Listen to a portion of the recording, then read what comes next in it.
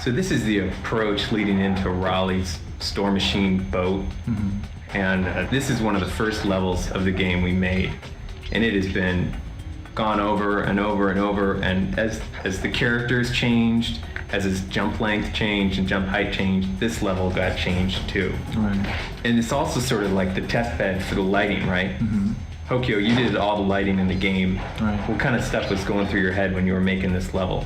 Before I do any lighting, the artist, me and include other artists, we trying to get the right color palettes, get the right mood of the time.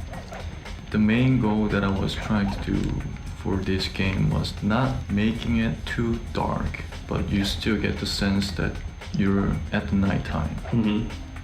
Is it hard to do to kind of get a versatile set of colors going on to represent night, Right. but not be Las Vegas-y? Right. As you can see the game right now, you have tealish shadow all over. That is our shadow. Most of the game uses black as a shadow, but we have different lighting that can make the shadow. We can choose the color shadow. We can make it pink, blue, whatever color, and we can give the intensity and stuff like that. So it's just a lot of time consuming just trying which shadow works the best with these textures. That was the most time consuming was with the textures. Does it works well with the blue?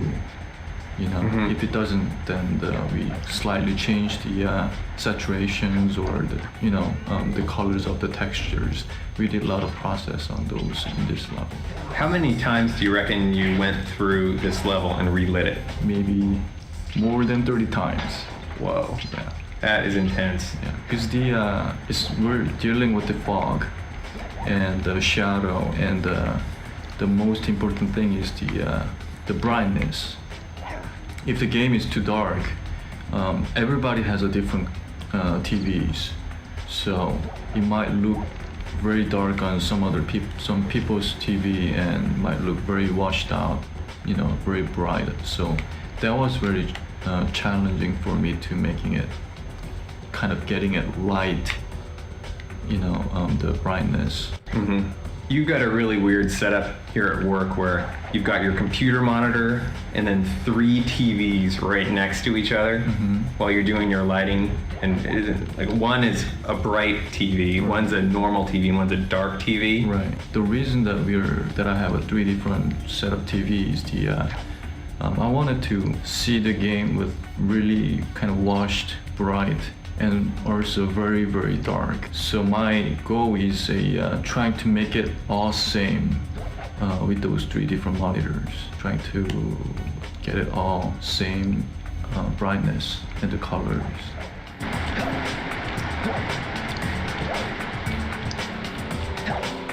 You may be saying this level is large, but it is actually a third of the size of the original level. The original concept behind the original NPCs was to tie them to Alice in Wonderland. What was challenging in lighting this level, Hokyo? You have fire in here, you have multi-levels, you have lasers. Yep. Okay, the hardest thing for this level was you have 2 different kind of set of mood. One is very cold. You start with cold, and at the end you get hot. So we have we can only use 1 fog in this level, actually for every level. So choosing the right color of the fog was very difficult to stay the same. Keep it consistent with the other level. Right. Just having that progression from cool to warm from the very start. Wasn't there an octopus, or was that in the long time ago? That was in a long time ago for this level. Kind of close with their behind. It was behind. We were very the door. sad when it was removed. Yeah. It was quite large. Sad day. It was a huge octopus head, and you got to knock its eyeballs out of its sockets and knock its teeth out of its And its eyes head. looked at you. Yeah. Yeah. It was pretty creepy, wasn't it? And he had a bow tie. Our NPCs were all we're all kind of formal. We're in formal wear. After doing the crankshaft level, we decided that it would be impossible to finish this game with levels that are that size. So we decided we were kind of in this mode where, okay, that was a regular big level, and we'll also do these smaller levels that are kind of bonusy. And we wanted to do one that was like just pretty much all secure, as much security as I could put in. So this is kind of going to be a small security level. It ended up being actually pretty Large. Good, it's good, great size. a good size. For security in the game, we decided to go with a kind of one free hit per system, I guess you could say, where they're kind of in sensor mode. They're yellow. And they don't actually cause damage to you if you trigger it, but it sets off the alarm and changes them to a damage, this kind of red damaging state. And we primarily did that, for inexperienced players to give them an extra chance to get through, instead of just burning and just hurting them every time. And also because we like the idea of you running around while the alarms are blaring, and it's loud, it's a little disorienting. It's something, if it immediately burned you a lot of people would probably, die then and wouldn't get that experience of running around while the alarms are blaring. So we thought that was a good thing. So we switched to the kind of one free hit, I guess, per system. We were in a really tight constraints, the challenges of creating this environment. One of our best traits is that we have a great way of communicating. So between the designer, modeler, and texturers, we made sure that whatever we were creating could get done in the time we had available. We really adjusted when we had to. We adjusted things in the model to work for gameplay. And then also before I did my final handoff, I really talked to the texture artist, because he had like a limited amount of time and said, hey, this is what I did. And I really tried to model it toward him being able to texture it in a fast period of time and also look great. So it was really great. We really talked about, and we learned a lot about our game designer process through this. After this, Rob started doing almost all the elevation final, doing any turns, adding any elevation changes, and so it really helped the whole process along the way. And this is also our last level had split collision versus what you see on screen versus what you kind of the physics that you're running around on. So this really was A transition. a transition from how we did levels, and it was I think it really helped us get in a position where we could finish the game. Yeah, it's totally true. We can do stuff fast, yeah. This level began with just the kind of mechanic of this wheel that you can interact with by running on it. And it's kind of one of the few more puzzly kind of elements in the game where it's when you walk up to this thing, it's not completely straightforward what you're supposed to do. Yeah, it's not immediately obvious what that wheel is used for. So, getting, in both these cases, it's, driving, running on it drives the animation of another, something else in the scene, whether it's the hooks or the conveyor belts. Right. And I don't know, I know you've done some rigging in here. Yeah, I had actually done the rigging on both of the wheels, and so that was a little bit challenging from the perspective of the conveyors. The conveyors that we've got in the back while they're with regard to the getting the textures to actually go with the speed of the conveyors. That was the challenging part of rigging this, was doing that work. But most of the rigging just was driving the animation, changing the speed of the animation of the hooks going around, or changing the particles of the steam coming out of the whistle. Mm-hmm. Right, and that's what the extent of the rigging was. The hot coals that roll down on the floor, it's something that I've stuck to my guns on this.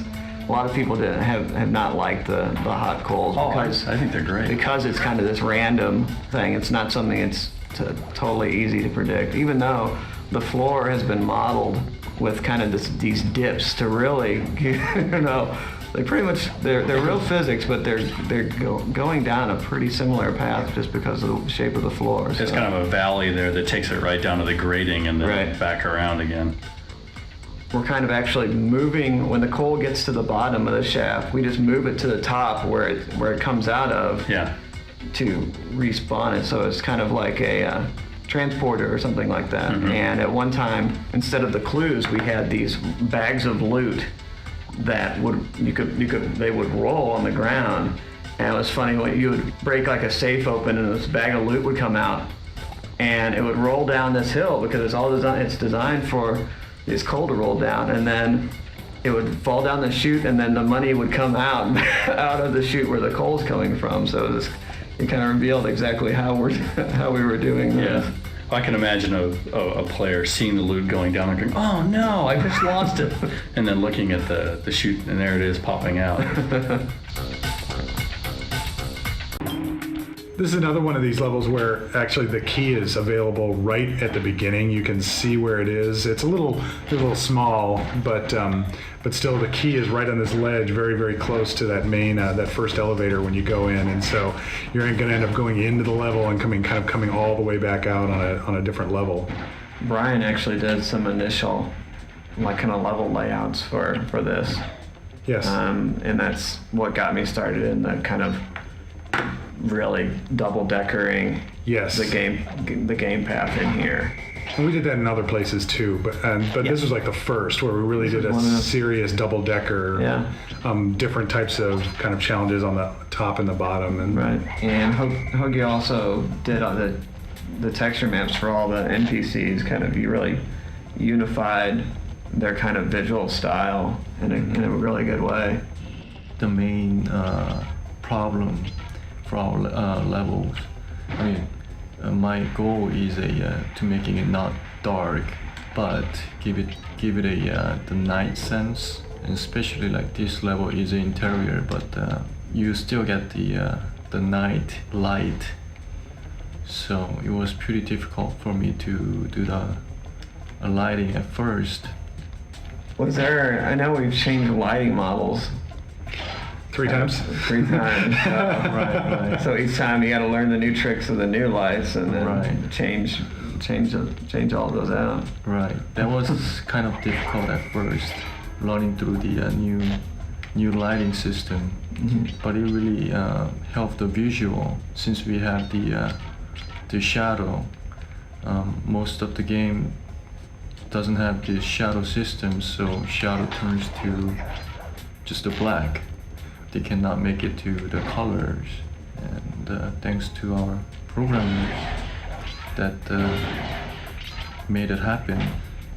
When you collect the key on this level or any of the other levels, you'll notice that the background kind of completely goes dark, and we kind of go into this letterbox and show you this animation of Sly picking the key, and it's kind of funny. We use this alternate lighting model to darken everything else at this very base level. It was a weird kind of just hack feature I put in to just darken everything. But then you have to say, well, I don't want to darken Sly because he's the one collecting the key. So Sly is actually marked as like, don't darken me, but he's the only thing in the whole game that's marked that way. Oh, and the key is marked as don't darken me. But everything else in the game gets darkened by this alternate lighting model when you collect your keys.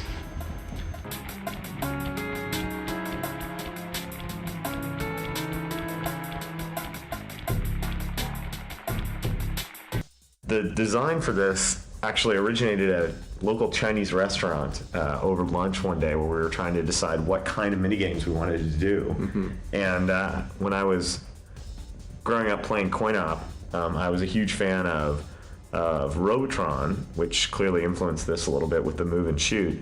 But I was also a big fan of a really, really old game called Rip Off, where you and a friend would try and defend these little triangles of, loot from the marauding hordes. And so this is kind of our combo of those two, where you've got elements, the control and the firepower of Robotron, and the sort of mechanic of protecting things from Rip-Off. Yeah, it's actually, the big thing about it is it's really fast. There's a lot of really fast action in it. There's a lot of it's a sort of nice combination of you having to be at the controls and just shoot things, as well as sort of deciding where you need to go to Position yourself. where you need to position yourself, because there's a bunch as it gets near the end, there's a bunch of chests that are all being taken, so you have to like get the closest guy to the exit before you go and get somebody else. So there's a little bit of thought involved, a little bit of player choice involved as well. Also, I remember the very first version of this. There was no rock in the middle. Yeah. And you know, we all really enjoyed playing it, but I think it was my Robotron background that I was sweeping around. And we had one of the developers who'd never played Robotron just sat in the middle and just shot in circles. Just was never moved. That was a bit of a shock. It made it sort of more like you were playing a reverse Tempest game or something. Yeah.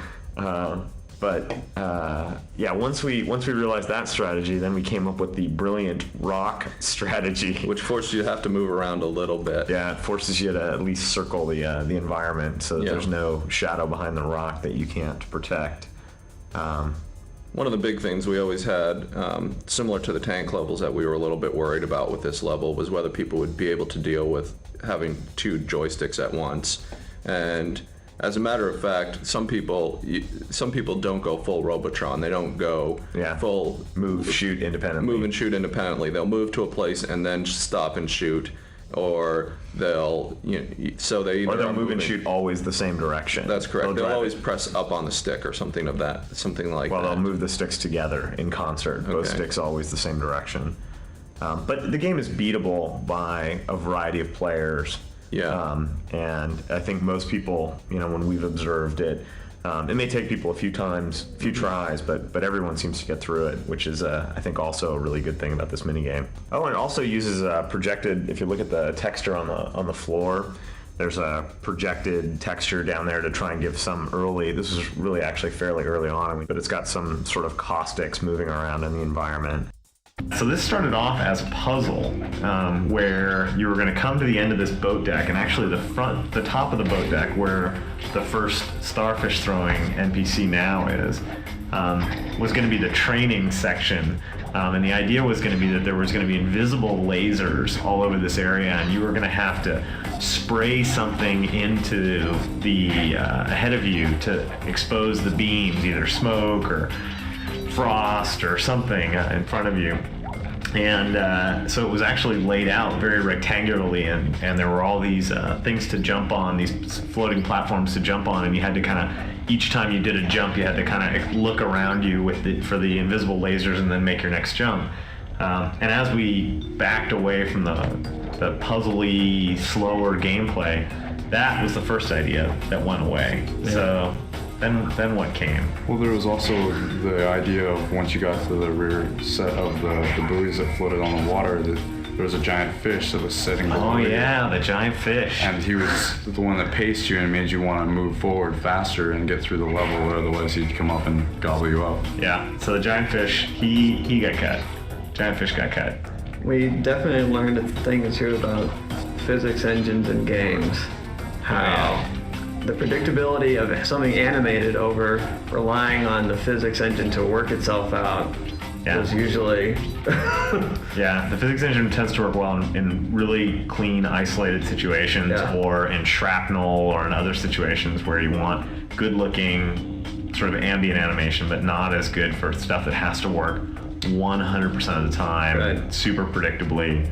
And then I think environmentally, I think this was one of our first levels that really had a good kind of, misty, really rich kind of textured feel to it. The fire on the side, which you can see from outside, and the approach even. All the moss hanging off of everything, and just kind of... Yeah, a lot of really kind of organic richness in this level, especially back, then there was fish and all that stuff, the waters, being space warped and, has some interesting stuff going on, and, all the surface effects that the texture artists put in, all really, I think, made this a really good looking level, and one that we kept investing in because it was something that, the surroundings were so appealing that we wanted to make sure we used it in a really constructive way. The wisps floating through the air and whatnot, but with the fire in the background, brought out a great richness in the environment. I remember when I first loaded it, into the world after it had just gone through this massive change. And it was just one of the most spectacularly beautiful levels that we had at the time. That it was just exciting to go back and play through it. So the second approach of the game, this was touched by a lot of people too. Yeah, originally it was a huge junkyard that you were navigating through. Yeah. It was really confusing for the player to know where they needed to go and what was a wall and what wasn't, because everything was equally interesting. Right. As it was just piles and piles of trash. Like some breakables, but some not. And it was really sort of dissatisfying to play.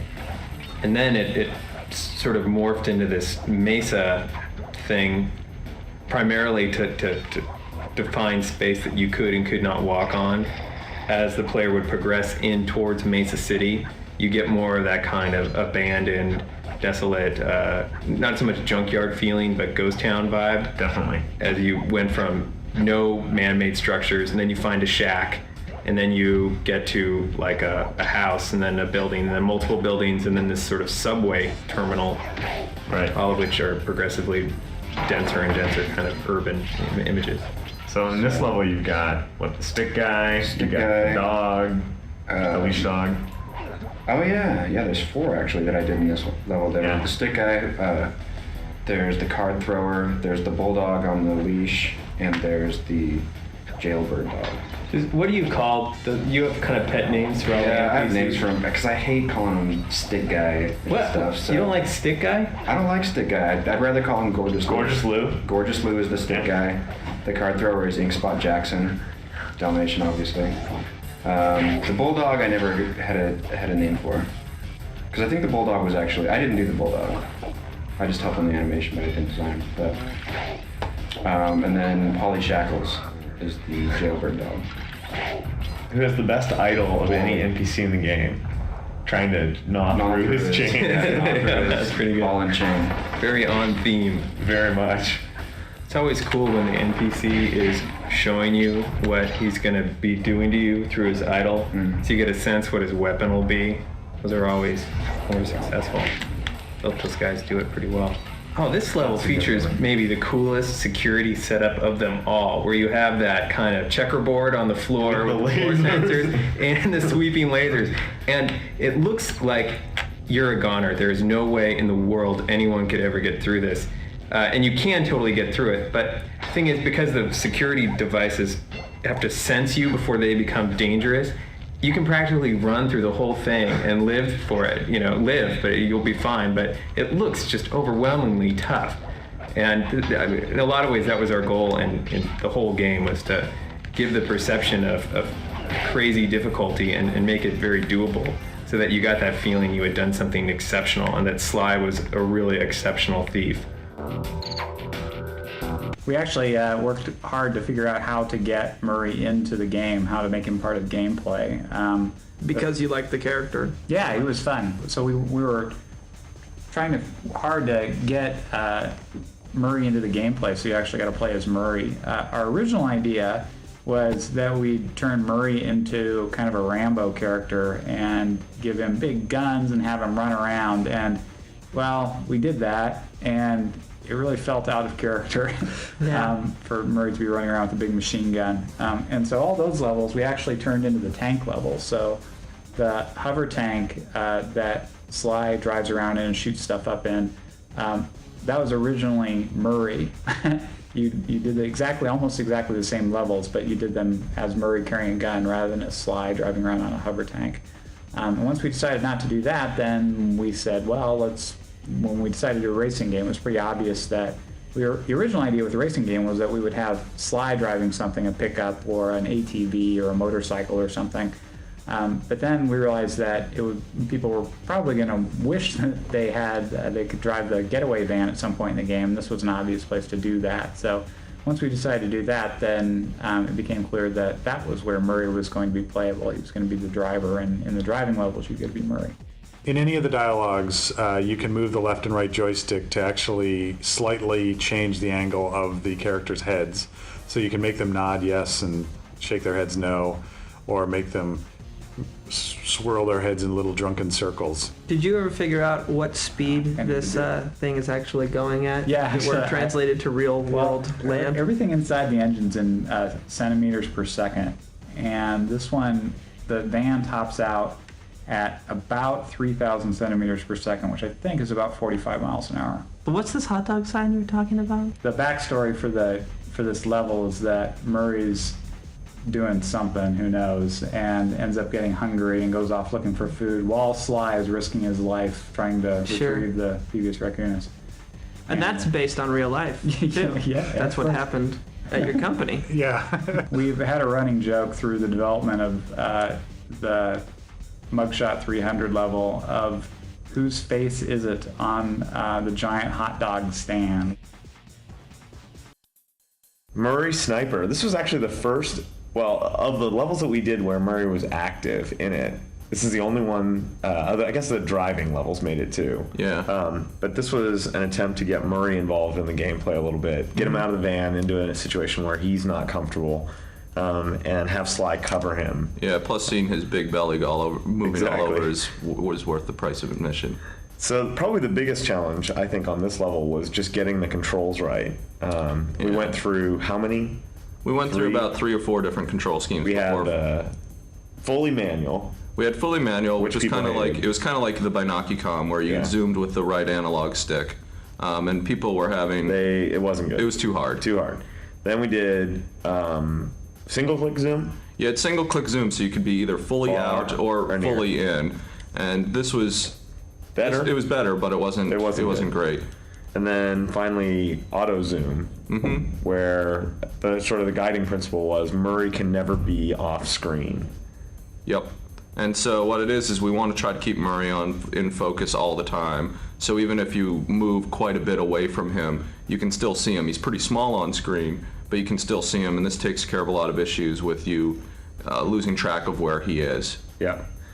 And I think, that's all a result of probably the most frustrating thing for players when they were learning the game was if they didn't see Murray and Murray took damage, then all of a sudden you'd have to restart the level and you didn't even have any idea why. So it sounds kind of obvious, but it actually took us a reasonable amount of time to get there. That's correct. And then we had to fight all the sort of nausea issues with an auto zooming camera and all that stuff, but it seems like it worked out fairly well. This is the only level in Mugshot's world that actually is a casino. And originally when we had set off to make Mugshot's world, it was all gonna be casino. We just sort of weren't that interested in doing a whole casino world after doing one. So we had to find lots of stuff around it. That's why we have buildings outside of it and the rooftop on top of it. Well, it was just more interesting going through the urban environment than it was kind of making your way through these slot machines and dodging the gangster dogs. Kind of like Real Vegas, where it's interesting for the first time you see it and for a little while, and then after a while you kind of get numbed. But it's based on real casinos that have a lot of water and swinging, sparking cables. Yeah. That you've seen, real casinos you've been to, over in Tulalip. No, in fact, it's not.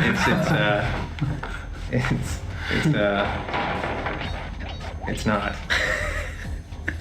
This level features a couple game mechanics that we use all over the place, but in here it's pretty pronounced, and that's when you get up on top of chandeliers and you're looking down on a guard, where the whole point is to get the drop on your opponent, jump down and smack them in the head with your cane. I think this was the first place we did it, and we use it all over the game, but there's some pretty clear examples in here. And oddly enough, even though you're many, many feet away from your opponent and you can go anywhere, whenever we see people playing, they instinctually bash people in the backs of their heads from above, so it seems to be pretty core to human behavior.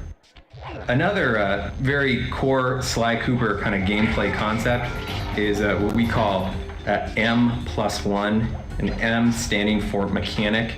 So when you're playing the second half of this level and you're jumping on those spinning roulette wheels, you'll notice that the first set you're on, they're not dangerous at all. And that's just to teach you sort of what it's like to be on these wheels that have little partitions and they're moving. And then the second one you get to has dangerous tabs in them. So you have to kind of watch out where you're jumping. That's M+1. The +1 is the dangerous tabs. Then you get to the third set of wheels, and you're at m+1+2. And the 2 is the laser beams, which you can't cross, so you need to get between the wheels fast. And then you get to the fourth set of wheels, and the wheels are going in the opposite direction. If you sit and you play this game, or the second half, and you really look at how the difficulty is ratcheted up one wheel at a time, it's crazy clear that that's how we try and increase the tension in the gameplay, but not overwhelming the player off the bat with complexity, because you're taught each little mechanic along the way.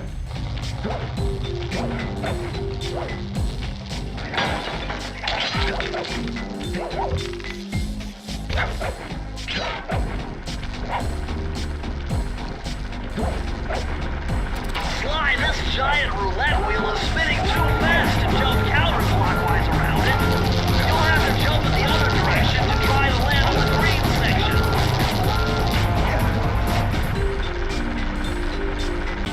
This level started with just experimenting with the field of view of the camera. This kind of, it's a lot more extreme and more kind of fisheye lens than any other level in the game. And once that was in, it was like, well, this is very much like Vertigo, you get this feeling of vertigo from being high and seeing the ground below you. So that's when I tried to make the design be like this, the sides of the building or a skyscraper as they're going up. Yeah, and we ended up motivate that. Yeah, we ended up doing it on the inside, kind of the hotel, sort of in a kind of an atrium or a courtyard in theory. We invented these bouncers. This was actually the first place in the game that we had used, in this case an awning, but anything that would bounce Sly upwards, and really started to tune and play with that gameplay about how high should they each bounce and what's the right amount to give the player control while he's in the air. And really the combination, I think, of the unique camera angles and a huge amount of bouncing on things and jumping up and down on things really kind of defines the concept for this level. It presents some good challenges. Once it sort of took on this retro feel, kind of playing like a 2D side scroller. Our producers at Sony even kind of took us to task once or twice about how retro that felt. But the retro feel also had a big impact on the kinds of NPCs we could use in this level. Oh, definitely. Because you needed an NPC that could work well in a really confined space. And in fact, the original design for the ball and chain NPC had him swinging the ball in the wrong hand for this level. And we had to change him so that he would be comfortable with his right side up against walls. From a secondary standpoint, I thought that the introduction of the air conditioners was a good idea because it was this sort of skill element that required you to pay attention and right.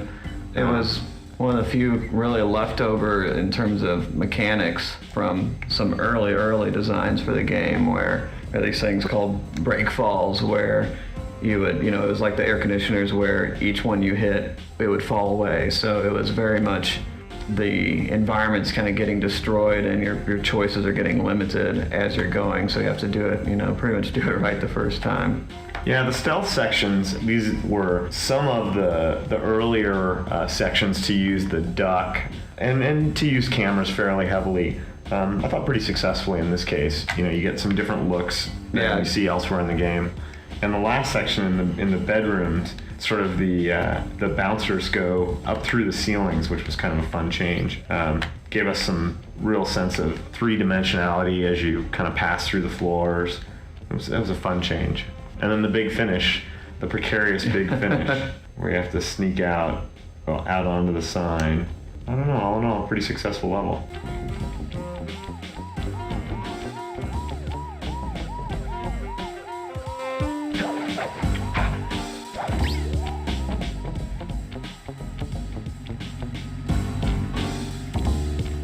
I did the kind of layout design for this world using Legos, and it actually turned out pretty close to what I did. I knew it was going to be a rooftop, so having being kind of constrained by the general blockiness of Legos seemed like it was fine. And it helped me get the elevations worked out, and I found it easier than doing it on paper because of all the, it's going to be done in 3D anyway. So if you're throwing it together with Legos, you can get, kind of hold up to your face and look at it from all these different angles and try and imagine what shots you're going to have in it. So I think it was the only level I did with Legos, but actually I think it helped a lot. Compositionally, the level was really fun to work on. It was, once he had the letters done and we knew the elevation, then I went in and even from the very first shot, you'll see that nothing overlaps each other. So the level doesn't feel like extremely super full, but it doesn't feel like it's all a bunch of clutter. And dealing with NPCs, they were really fun. We had a lot of designs and thought about different ideas that would really relate to the idea of dogs playing poker. That was the theme. Yeah. The main theme behind it. So you'll see like the dog throwing cards and having his idols being card tricks, and the slobbering dog, the junkyard dog, which started in a whole different design with the bobbing head. Ended up being one of our most complex characters with blend shapes and really great idol of like chomping on a bone. And then at the top, or actually the lower levels, you'll see we call it Dog with Stick, which is totally a play on the thiefy dog sneaking around and how the idea of this big, cumbersome guy being able to walk so agile with the big stick. And then also the final one, which is you see up in the top level, which is we call him Paulie Shackles. And that's a jailbird, and he originally was a woman with a purse, and we found it too offensive, so we had to redesign. We're like, what are we gonna do? We have to redesign with the same gameplay mechanics, and we came up with different ideas, like maybe it'd be an Elvis impersonator with a microphone, but the whole idea of the thin string was too hard for a player to see, and the microphone really wasn't that big of an object. And then luckily Travis came with the idea that it'd be great for it to be a jailbird, him throwing his ball and chain, and it ended up being a really strong element. It's, with the big ball at the end and the thick chain, it's really fair for a player to jump it and also know when it's dangerous. So it ended up being a real win-win. Well, a lot of the other game design stuff that's in this world besides the sign came out of brainstorming sessions with the people who were going to, people like Suzanne and Karen and Dev, who were going to be directly involved in how this level was going to get fleshed out. So the cars with the clues on them that drop away when you come off of them, I think that was Dev's idea, and having the sign, like the big bone that crashes through the wall and everything like that. So it was one of our better, very collaborative efforts. Definitely.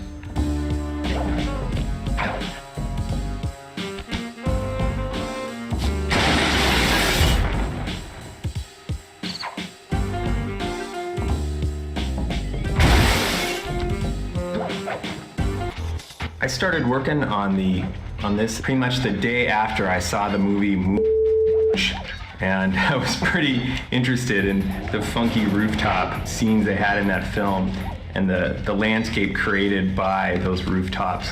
This was the first level that we made that featured the inspector, Carmelita Fox, and it was a real challenge figuring out the gameplay mode for her, because we wanted to have this cop character in the game that sort of made more concrete the fact that you were a thief and that chased you, but at the same time we didn't want to do a chase situation similar to the games where there was somebody behind you and you were running down screen. Yeah, we wanted to have something where it didn't involve as much memorization, where it involved a fair amount of reactionary stuff rather than having to memorize the environment. Yeah, this was a particularly challenging level to get sort of cameras done correctly as well as behavior, because we had to focus on two different characters at once and we had to deal with it from pretty strange camera angles.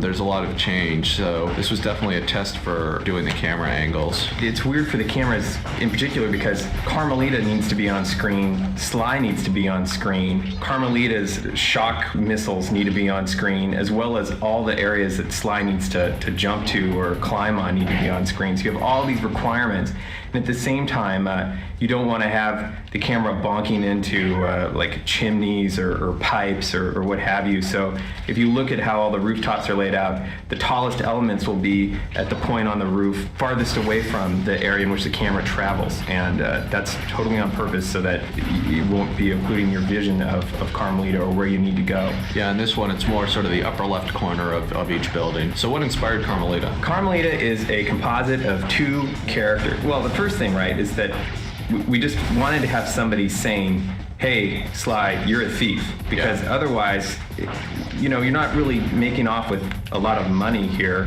You're stealing a lot of keys and you're stealing back your Thieves Raccoonus from other thieves. So unless we had a law enforcer telling you explicitly you were breaking the law, it didn't really seem like you were breaking the law, which you are.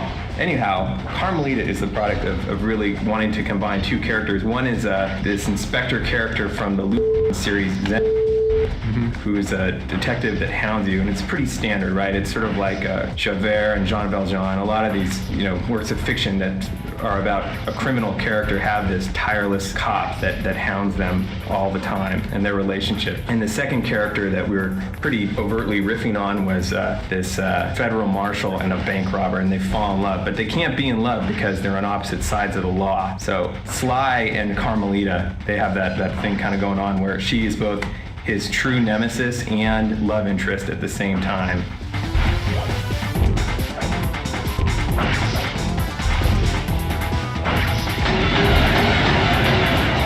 I'm gonna hunt you down, Cooper. You can't run forever. I like the smart guard a lot. The who? I like the rodent, the big voodoo rat. For everyone who can't see Andrew, he's a dead ringer for the voodoo rodent. It's a startling resemblance. I was scared when I first met Andrew. I actually hit him with a stick repeatedly. And I will again right now. Ow.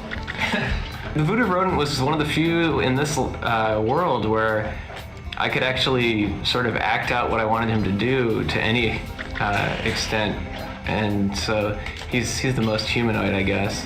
You act out all of your characters? I act out, yeah. I find that I think I was saying this on one of the other levels, but I find that, and I make this mistake over and over again of thinking, oh, I know what this guy needs to do, and I just start animating and looking at it from the outside, and I find if I don't actually do the action myself and sort of feel what it feels like in the body and you know, make sure that the posture and the gestures all kind of feel right internally, then it's much more of a struggle to animate it. People say especially that the walk for this guy looks like something I would do. I don't think I really walk like that, but I did do that a lot during the week that I was animating him. And you call them smart guards. Yeah, the smart guards are that's kind of our internal sort of word for any of the guards that are the flashlight bearing guards that you really want to stay away from, and if they catch you, it's pretty much doomsday. So they're kind of an element of gameplay to really emphasize stealth and convince you that it's not okay just to randomly run through the world bashing things. They're actually called smart because you can't evade them, or at least not easily without taking damage. So that every time you dealt with them, you had to be sneaky. I think some of the repeatedly used pieces were really effective in this, like the way the huts, you have this sense that you're in this big village, and it's a few sort of simple pieces, you know, repeated and decorated with some smaller sort of elements around them, and I don't know, when you're down in and amongst them, it feels like it feels like a rich environment. It feels like you're in this, you know, little village of stone teepees. It doesn't look like the same hut over and over again. They each look like they're their own individual hut. When I saw this game for the first time, after already having done the voices, I hadn't seen it when I did the voices, and I just had all these lines. Here is the actual visualization of everything that I had read in the script.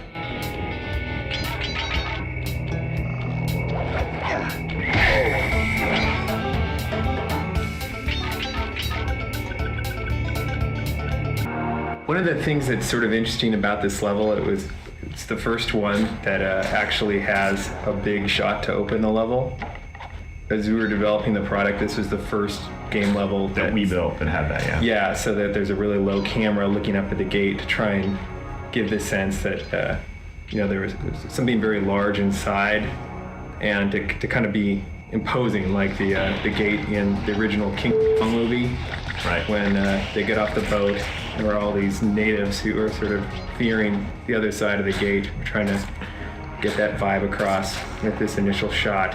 Also, one of the sort of the design goals for the level was to focus on Sly's rail run move. So there are a lot of branches that you can jump on, and feeling pretty ninja-like as you can move on these surfaces that a normal person can't. So Sly, being upgraded to the point of near Master Thief, is able to traverse the treetops in this very cool kind of anime way. Yeah, I always thought it was really cool how he moved sort of between using his hook and his feet, and doing regular landings and sliding and running uphill. It just feels like he covers a lot of different sort of modes and the way he moves through it. And I remember, actually, before we had the control scheme worked out, you had to use different buttons to land with your feet and grab with your hook. And it would just explode your mind to try and play this level because you're trying to run away from this giant snake and still remember to hit the, circle for this and the square for that or whatever it was. But I just remember it being very sort of exhausting to play in its original control scheme. Yeah, you really had to memorize the buttons. How about the modeling on the trees? What were some of the challenges you faced? Actually, going over poly budget was the biggest challenge, I think, because there's such cool, scary shapes. We wanted to get out of that, and to get the kind of gnarled branches that we wanted. It was easy to go over poly budget. There's so many of them. That just added up to be kind of a nightmare. We had to go back in and redo some of the modeling and kind of limit our use of the trees, but it turned out looking pretty good, I think. Did you have to go through any kind of special rigmarole to make sure that the true gameplay path was clean? But because there are a lot of kind of side branches that don't look playable, yet they exist in the world. Yeah, I pretty much went through the game tree by tree and placed each branch with a reason. I didn't just go in and just start. Dude, every branch. Every branch has a reason. Well, that's you can see it. Every branch that's in the gameplay zone, right? Because there's those top branches that you can never get to. Right, the top branches aren't too bad, but some of the branches sticking out of the side of the trunk are separate models, and I put them in there only for visual reasons and to get them out of the way, if they were in the way of gameplay. So one of the things we wanted to do with this level was we wanted to make it feel like it was a low water area. So one of the things that we did was we really spent a lot of time trying to figure out how to make the terrain look like it was a low water area. And Kelly, can you describe sort of how you got that look? Ian and I worked with the water level so I could map it with a water edge line. So I made sure that under the water had a darker look, and I got to put some beautiful little lighted pools in it with the rocks in the bottom, and then the murky water on top. But the edge of the water was going to be a challenge to map, so figuring out a way to deal with that with the digital world was a fun challenge. And by leaving a mineral scum around the edge, kind of helped describe the water area and also helped the water line be fine if it went up and down over the bank. Yeah, one of the things we had originally was the camera was up quite a bit more. It felt more, and it was more of a fixed camera. So it made the sense of speed feel pretty good, but it didn't make the environment look as good as it could. So we spent a little bit of time trying to figure out how to make it so that the camera could sort of follow behind the boat without having to make the boat have a slow turning radius so people wouldn't get sick. So we spent a little bit of time just making it so it sort of slowly followed him. So you can actually bring the boat into the screen a little bit, but in general it makes it, it's a pretty smooth experience, and it still feels like you're in the boat itself. Gomerville is inspired when we were modeling, it was the first one for Buddha, so it was really supposed to decide the style of architecture and land. And we spent a lot of time on the trees because we realized it was 1/3 of the whole level. And I worked on the maps inspired by Kay Nielsen's paintings for, well, and specifically the 12 Dancing Princesses, old fairy tale from, I think, around the turn of the century. Kay Nielsen was also the person that inspired the scene in Fantasia with the real droopy trees, and it's got a real cathedral-like scene as the people are all moving through the trees with the candles. And it adds to the mysteriousness of this level. The kind of original game mechanic for this level was just having NPCs that aren't just, you walk up and you hit them and you kill them.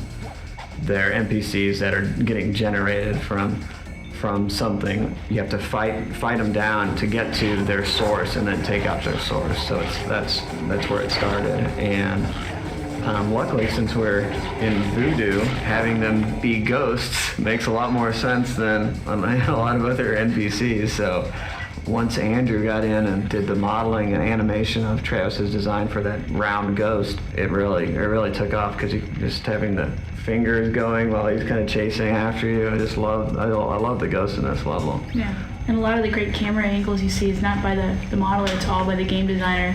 And so it's really great to have, we really put a focus on getting great cameras from the get-go, and then I'll go in and compose, but it's really nice. We really lock them off and let me work with what the camera is, so we don't change any gameplay, and we just enhance the experience more by just sculpting. Also, I think in the inspiration of a lot of the art style, I think Dev and Travis gathered a lot of research from all kinds of tribal original peoples' architecture and props, and the lanterns and the gourds and the ropes and the bones, and it's pretty much all organic, based on what you would have if you were living without a mill to mill your lumber with.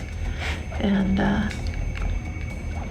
keeping it all organic is part of the fun of this one. Yeah, we decided to instead of making a moss a buddy or having it be just a bitmap, we decided to model and just make it puffy, which made it very toony.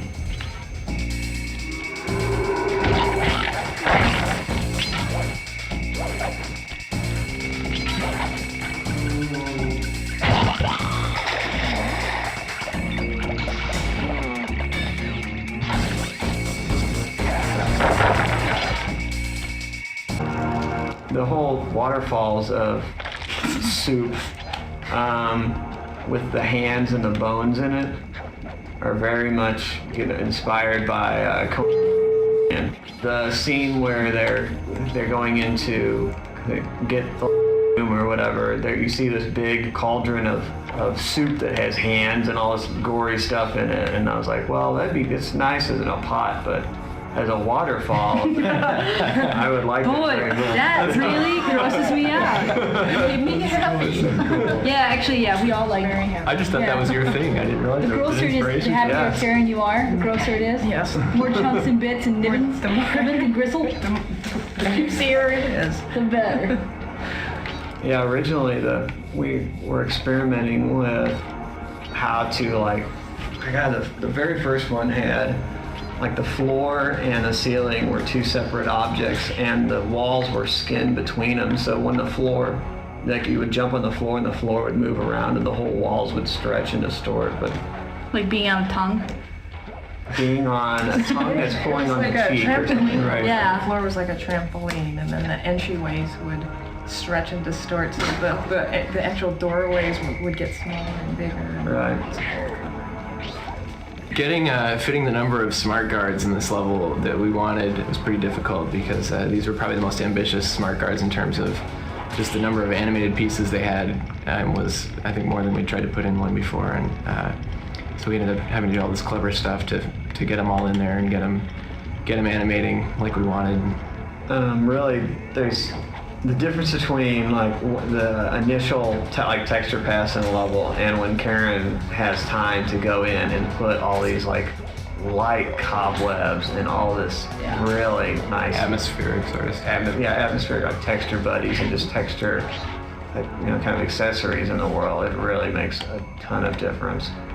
And this world really feels like it got a decent pass at that. Yeah. I think we really wanted this level, even the NPCs, we wanted to kind of make it a little bit more scary and push that angle a little bit more.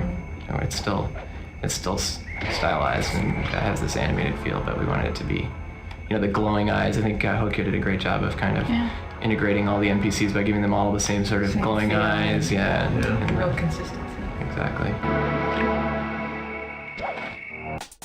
One of the things that I was going for in making this level was the Heart of Darkness, right? You're on a boat ride upriver through this crazy, spooky kind of swamp jungle, and along the way you get attacked.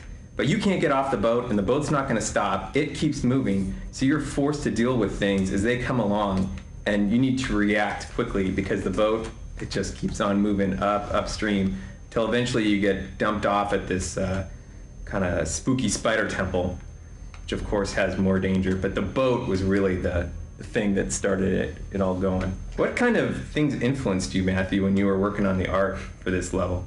The bone theme. Everything's bones and tusks and voodoo oriented. So the same kind of basic theme, that it had to be spooky. But those spooky trees are spendy, so we ended up using an awful lot of billboard trees in the background. A lot of those that are off screen are really cheap, but everything that you're looking at, all those tusks and bones and spiky bits on all the masks, and there's a great deal of detail in all of this stuff. So, which is very cool. It has a very, fingers of the undead kind of feel to everything. 'Cause, these bones and creepy spiky bits. It just looks dangerous. One of the problems we had in the design of all these tank levels was that the rate of fire off the vehicle was so high that you could mow your way through enemies really quickly. So we had to come up with this. This is the first, and I think the only, in the tank levels, we have these barrier walls, that take 10 hits to break down. So you have to ladle on the shots to get access to the next area, and they're only there to slow down your progress, so you're forced to deal with the gameplay of, like in this case, the flaming turtle head thrower guy who keeps attacking you, so you need to stick and move. That was our first occurrence of what we call our multi-stage breakables, right? Yeah, they had to be invented to slow down the tank. Originally, the idea was that Sly would get captured, and Murray would have to go in as a rescue squad, outfitted with sort of large rocket launchers, and dish out a lot of Rambo-style damage all over the enemies in an attempt to get you back. One of the problems that led to us switching from Murray to Sly on the hover tank was the rotation speed of Murray in this case. He needed to be able to turn around really quickly to shoot at all angles and simultaneously walk in any direction the player was deflecting the left joystick. So you had a lot of strange situations where Murray needed to move in a way that very un-Murray-like, because Murray's kind of a big guy. So he wasn't even going to be on a tank. The whole movement scheme here was originally going to be on a walking Murray. So he was going to move very nimbly, like Baryshnikov. Yes. He was going to be Baryshnikov with machine guns. So, Gary has never played this before. Well, first of all, I'd like to say this is the best video game I've ever played. Initial reaction, why are there chickens? Okay, well, the reason we have chickens is because there's a ghost who wants to eat some gumbo, and so you need to get 50 chickens within a certain amount of time so he can get his gumbo now. And if he gets his gumbo, he'll give you the key. Now, the original inspiration for that, I was trying to come up with a random reason and Voodoo gives us this ability.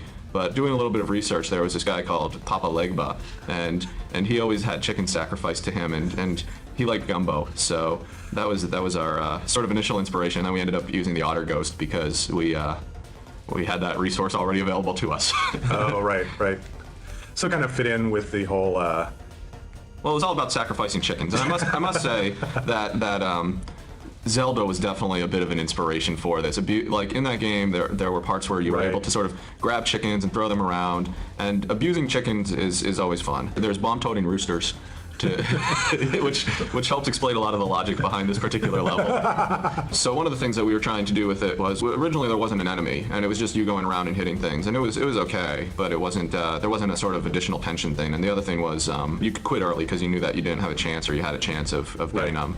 And so we decided to add this kamikaze guy coming after you. And having one of them actually didn't work out that well. But having two of them actually made it easier because you could avoid them and they could blow each other up. And it really fits into sort of the Sly character where... using your enemy against you, like making him run into each other and trip over himself. That's correct. And so it makes it so that, you know, you're being really crafty. You're not necessarily using brute force to take them down, but you're being crafty about how you take them down. This level is in many ways, in my opinion, the most sort of evolved from the standpoint of gameplay mechanics in the game. We do some really crazy things with the camera, like when you're sneaking around the edge and the icicles are falling at you, where we've constrained the player to a simple decision-making process, being left or right with the danger coming down on them. But because they're so constrained, you can do totally whack things with the camera and give you this image that you don't normally see in video games as a result. It's more cinematic, and it helps highlight the danger, in the case of this level, from the guards looking down on you when you sneak around the guard tower or the falling icicles. It's a nice change of pace from just having the top-down playable camera all the time. You get a bizarre perspective. Let me ask you this. Okay, so we were recording the voices for the game. Yes. And how weird is it to get the script? And the game it's kind of interesting to note that we are not trying to make a cartoon with the voices. Everybody's supposed to be pretty straight-laced, and you're one of the weirder voices in the game with your blah, blah, blah. But a lot of people are very, very dry, not hammy at all. Sly Cooper. If he was hammy, we would be in big trouble. But he takes it all seriously. How hard is it to take it seriously or even understand what's going on from the script? Well, I would say it's actually pretty simple. The idea is that you get a character and you figure out what this character sounds like and what who they are and what they want, without sounding too ridiculous. This is what it is. And you just say the lines like the character would say them. And fortunately, the lines are not too difficult to manage. A lot of them are, wow, press a circle button and you'll jump. And so it's pretty self-explanatory what you need to say, what you need to do. When you get into the crazier stuff about, I think on this other level about, she's making a disgusting soup out of guts and bones. It's just a matter of just going along with the lines and trying to be scared. Yeah, but I mean, how do you, I don't think you can really use like Stanislavski method when you're trying to picture yourself as a turtle freaked out by a voodoo creation soup. Well, it's all just the magic of make-believe. Oh, really? Yeah. I mean, well, you say these lines too if you're writing them or reading them yourself. You say them and you know exactly what you're trying to get across. And the job of the actor, and I use that term loosely in my regard, is just to try and make sure that everything makes sense as coming out of your mouth. So Andrew, you modeled out this level. Yes, another level that you designed. What do you like about this world? Let's see. Or level, I should say. What do I like about it? I like, there's something great about the space. There, the fact that it's taking place, very quickly inside and then outside of these tall, narrow buildings, and that they form both the kind of foreground, sometimes the surroundings, and then actually the background, kind of the sideshow, the thing that you're looking at in the distance. So you're constantly seeing places that you've been before in the level from a distance, from a different vantage point, and I think that gives you this sense of continuous world more than some of the other ones maybe. That was definitely a goal with a lot of these snow levels, was to give you that inside-outside feeling. Right. And this level starts with something that we thought was going to be really difficult for players, which was you get up to this door and it's locked and there's no way to open it. And there are two open windows that you can go in, and it's pretty easy to overcome. This level was actually made before the Paris level, but we had to test it and have people experience the frustration not being able to get through the door to know if it was gonna be okay or if it was gonna be too aggravating to include in the game. But that is a seriously simple mechanic that seems to reflect sort of breaking and entering. Right. And the whole level is like that. You're going in, you're going out, you're on top of roofs. Always entering through windows, doors. This level has a really bizarro laser grid on the floor. Right. And it's bizarro because there isn't a discernible pattern to how you're supposed to go through it. Right. You look at it and you think, okay, if I study this long enough, I'll see that I need to go left, left, right, left. Right. But really, there's none of that. You can stare at it for 45 minutes and you won't see the same thing again because it's all just slightly out of cadence with each other. Yeah. So you have to, right off, you just have to make it up as you go along. And once you get into the middle of it, it's pretty. I mean, there's, if you're really paying attention, there's enough time to adjust to what's going on. But it's great because you've got everything out of phase enough that it feels very almost random. One thing about this level too, this is maybe one of the cases where we learned a little bit about not having the level designers model out quite as much of the actual terrain or the walls and things like that. So the buildings initially in this were fairly tightly modeled, and the gameplay was fairly tightly constrained to the buildings, and they were initially fairly straight, like a lot of the stuff is that we get after after level design has been through it. And so making it kind of funky and unusual was a little bit of a challenge, and eventually required us to go back in and change a little bit of the way the spaces were laid out and everything. But I think it ultimately worked out really well. But it was a challenging level because you've got gameplay both on the inside and the outside of these buildings. So the wall is very, in a lot of places we've got room to just push back the wall in places here and there, and in this one it was very tight and brought up its own unique challenges that I think a lot of the other ones didn't have. Why don't you talk about the modeling first? Well, I was given this pretty crazy layout of all these pillars. Because of that, I had to try to come up with something. I was actually kind of thinking of kind of those old kung fu films, or actually like some new kung fu films or whatever, like Zoo Warriors. So because of that, I kind of went for large, pillory, crazy land formations, and came up with a couple cool design buildings and stuff with Dev. One of the challenges in doing these sort of levels, doing the sniper levels, and this one really shows it off compared to the mugshot one, is making it so that everything is visible from one vantage point. There's a lot of twists and turns in this particular level and a lot of height changes to make it so that everything is very visible at all times wherever Murray's going on his path. I know that from a modeling standpoint, it makes it quite difficult because it's actually really deep. It goes pretty far back, and you end up having to compensate for a lot of things just to make it look a lot better. These things are a lot farther away than they actually look like. So you gotta kind of make some things a little larger and stuff, but still, Murray will end up looking a little too small. So you gotta kind of tweak it to get it to look just right. When I first got this level to map, first time I saw it, I noticed how beautiful it was. It was this big valley with all these tall pillar islands in it and a lot of mist down below. What I tried to do was I tried to be inspired by the old fairy tales of the snowy villages and with the fog down below, and I tried to keep that magical feeling all the way through where the snow would be able to reflect the light from all different angles. Touching everything with a layer of powdered sugar was kind of the goal, to continuously remind myself that I had to paint something and then add snow on top of it. That was fun. This level was started mostly just like the kind of the opening shot where you're coming out of the cave and you really see this big temple. Was pretty early in the design of the level where I wanted to kind of have this kind of picturesque moment here, and also being able to see your end goal from the entrance as well.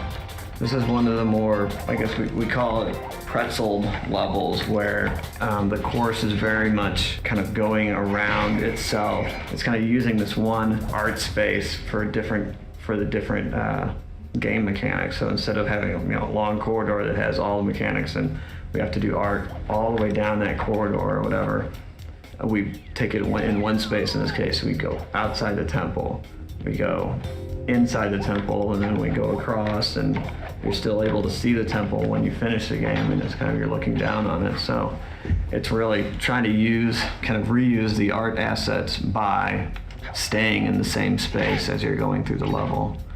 This is another one of our earlier uses where we're going to a more extreme camera angle for dramatic effect when you're going into the temple and having the snow falling away down the cliffs as you go, just for about added drama. And we know exactly what you're going to be doing because the gameplay is is constrained to that curve that's kind of hugging the cliff wall here. So we know it's safe to take the camera up into a more extreme position than the typical gameplay camera. I love in general the kind of circuitous route through this whole level. The fact that you get through one area and then slide down to another and then sidle over across cliff face over to another and etc. There's kind of an interesting route through the whole level.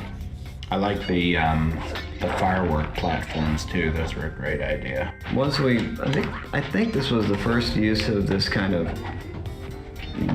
use of lasers where it's really close. It's just close to the ground. It's not like sweeping across the whole hallway. It's creating this, this dynamically changing play area that when you first come up to it, it's like, oh, it's fairly intimidating because you see the glow on the ground. You see it's like this, it's constantly changing, but they're actually pretty easy to play. So it's kind of making things, for more inexperienced players, having them see a moment where it looks very dangerous and then getting through it successfully is something that is good because it gives them a sense of accomplishment. So that's the reason why it's just kind of this cool thing that's actually fairly easy to play through. And once this one was put in the game, there's several other areas where we decided that we could use this and change the speeds and change the sweep patterns to give it a different feel. And to really, just make it faster makes the difficulty harder. So you can definitely dial it up to be challenging. But in this case, it was set up for one of the earlier levels, so it's pretty straightforward actually. First, I wanted to mention that having the camera follow the vehicles like this is very cool. When we were first working on this, we had the camera set to consistently point in one axial direction. Yeah, which made it more like off-road, the arcade game. But I find this a lot more immersive because you really get a neat sense of going on the turns, and there's a lot more use of the props and the sideshow elements that are in here for making it just feel like you're getting someplace and that you're having a good time driving through the environment.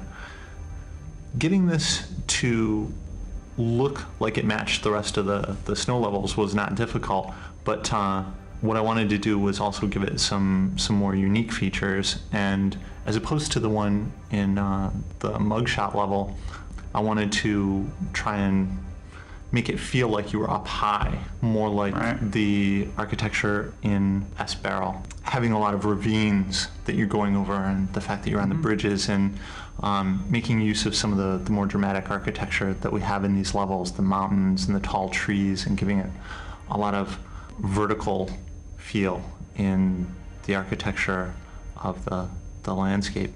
We also did a bunch of work on all the cars to have them have sort of working or at least visibly moving suspension parts. So if you look underneath the van, or if you're so skilled that you can flip the van, you can actually see the axles and the shock absorbers and the differentials all moving as the car moves over the bumps. It actually uses the same technology that Sly's and all the other characters' skins use. We just kind of, in technical terms, we weight the skin of the suspension to the wheel, treating the wheels as if they were bones. And as a result, when the wheels move, the suspension kind of bends and flexes to match. Actually, the original conception for this sort of level wasn't that it was Sly in a tank. It was Murray sort of going Rambo. And we had a sort of test version that we had up where you were running around as Murray and he could fire in the different directions. And it got nixed for some pretty good reasons. It didn't really fit inside of Murray's character too much. Yeah. He's supposed to be kind of this quiet guy who's really not that competent, and having him go through and sort of go full Rambo just didn't work out that well in terms of the character. So the initial design of this game, I think, was derived from the fact that we had a Super Smash TV arcade machine in the office. And so one of the big things that was really fun about it, it wasn't the deepest game necessarily, but it was pure mayhem the entire time. It was lots of respawning enemies, lots of really simple but fun enemies to basically go after and hit. And we were trying to hit that sort of frantic mark. It's a little bit harder in 3D, and do you have anything to say about sort of the layout to make it so that it was? Just the way the gun, kind of the gun is designed for this thing. It's not following the terrain or anything like that. It's shooting a horizontal path. So anything that had really kind of heavy gameplay where you're fighting off NPCs, no matter how much Dev wanted to funk out the floor and make it curvy and hilly, it was like, can't do it because the bullets don't follow it, and it the gameplay suffers because of it. So that's why the sections are each kind of tiered, and you're falling down to the next section. So we can have elevation changes, but each gameplay surface has to be flat while you're playing it. I wish we had a monkey counter that let you know how many monkeys you got in this level. That'd be good. Yeah. One of the big things for this level, which Voodoo didn't have quite the same problems, is where are all these monkeys coming from? With the Voodoo ghost generators, okay, it's a ghost, it's magic, whatever. But these are monkeys. You can't just have monkeys come out of thin air. So that's why we have these kind of trapdoor setups that they're jumping out of, trapdoors from a different part of the building to try and motivate the army of nunchuckers that are in here. I kind of use the fireworks in this level as kind of gating mechanisms to keep you kind of dodging and running from Carmelita while you're playing. Right. And also just to have bigger, kind of these big events during the game. Just from texturing it, I know, like on the mugshot where she's shooting at you, the colors were reversed of this. Like in this one, Sly Cooper's path is all cool, and where Carmelita's jumping around is where we kept the warm colors. But in the mugshot one, it's kind of reversed, where Sly's running on the warm path and she's jumping on the cool buildings. Yeah, doing her effect was kind of funny. She originally had a different, entirely different weapon, and we really wanted to kind of emphasize this stun gun feel, and it was interesting to try and tune because the color tones of the world in general were, she appears in several places, and so it was finding something that had a little bit of, it has this icy color, but also this sort of orange center to it, and that seemed to work best across the different levels. So was it your idea always to have it? Did you have other ideas besides that dragon, or was it? After I changed from the Voodoo one, it was.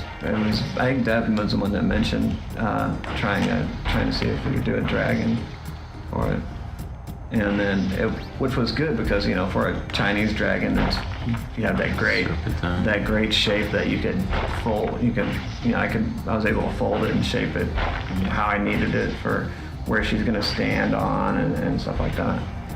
And then you put in all the legs and everything like that.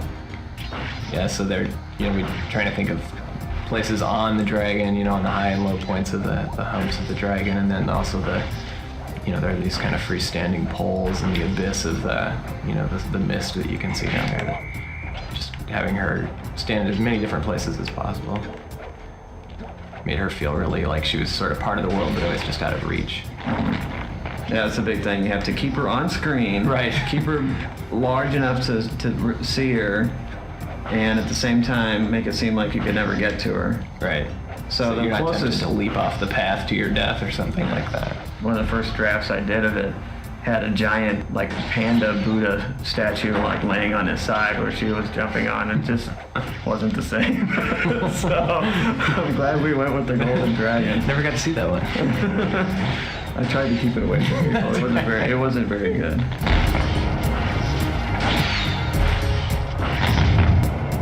Watch your back, Cooper. When you least expect it, I'll be there.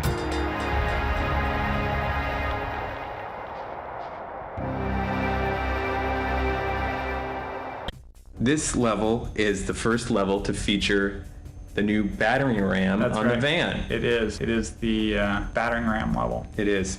And how did you come up Because with what kind of van doesn't have a battering ram? a weak, lame van is without a battering ram? Actually, I did the first version of this after playing Super Monkey Ball. Really? Yeah, not the normal parts of Super Monkey Ball, but there's a mini game in Super Monkey Ball called Monkey Boxing, which is kind of fun. It's a King of the Hill game where you run around and you knock the other monkeys off of the floating platform high in the sky. So the genesis of this level was trying to do the same kind of experience of playing King of the Hill with some other bad guys. And actually, originally when we started this, the bad guys weren't these lava slugs, which I love. They were other vehicles, like in the other races. So there were other cars driving around.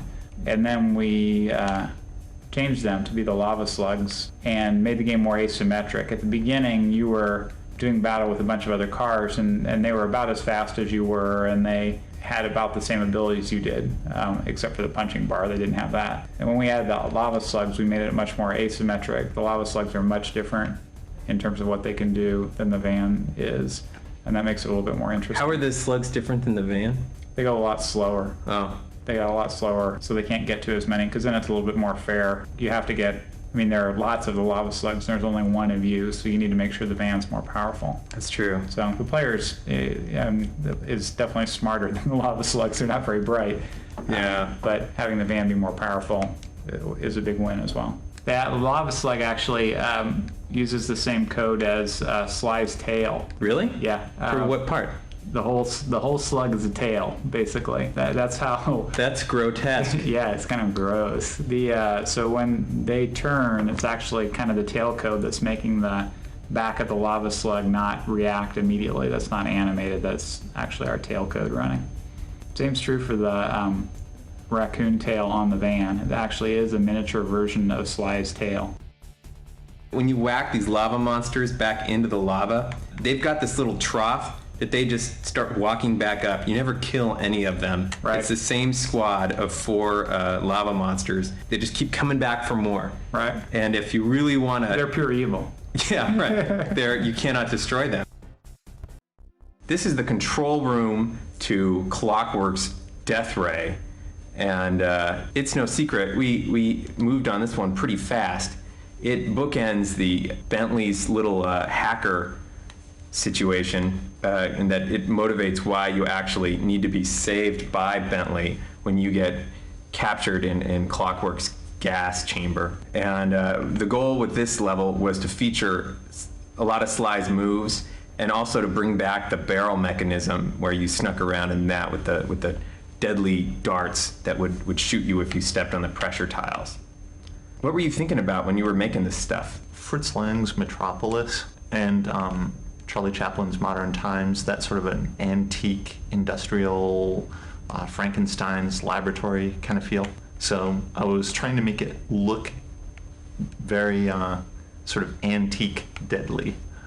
This level features some serious, and the term we use is pretzeling, where we try and make a gameplay path that loops back on itself and then loops back on itself again, so that you see a lot of the same art assets, which take a while to make. So you'll see as you play through it that we do 180-degree camera shifts, hopefully, which are not too obtrusive in the play experience, and you don't notice them happening as you make your way back over the deadly tile floor, and then up to the control area with the computers and the world domination screens, which seem totally necessary for the final boss of the game. I mean, every Bond villain has those enormous screens of the world with a pulsing image. Ooh, there's kind of a hidden thing in here where you can break the computer monitors that have the sine waves going on them. Mm-hmm. I have to say, I put that in because I really want to break my computer every other day. I don't know about whoever's listening to this, but sometimes you really just want to smash that thing to bits. And this level gives you a chance to do it. In fact, it's good for you to do it. It says yes to your computer hating ways.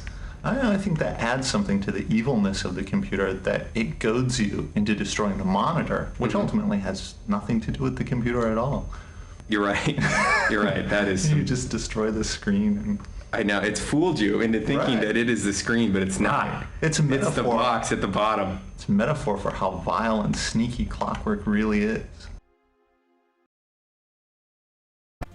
Well, we thought after listening to Bentley's lovely voice Thank you. for the whole game, It's dulcet is the word I was looking for. Dulcet tones. we thought Bentley. people in general would want to play as Bentley. Since Bentley's forte is his mental agility, we thought that having him play in a level that was virtual would be kind of fun. So it's not really Bentley, it's kind of virtual cyber Bentley. We originally had a really, really old school look for this level where everything was just line art. So Like a battle zone or something. like Battle Zone, yeah. And then what we ended up with was a little bit different, more of a Tron look than a Battle Zone look, sort of a combination of glowing lines and 3D. So if this were 1980, this would have been a feature-length motion picture. That's how I think of it. You know, after playing this game, or this level, I'm sure you're asking yourself, what exactly is Bentley doing there? He's typing. So this is, of course, a virtual manifestation of Clockwork's security system. Right. He's hacked into. He's hacking in. So Clockwork has hidden some secrets in those little yellow things, which I think are supposed to be 5 1/4-inch floppy disks. Cubes. They're awfully deep for those. Yeah, disks, well, but- it's a virtual representation. So, and he's hidden them in layers of security, which Bentley is madly destroying by typing and shooting little bullets out. So, You know what I like that game, Tempest.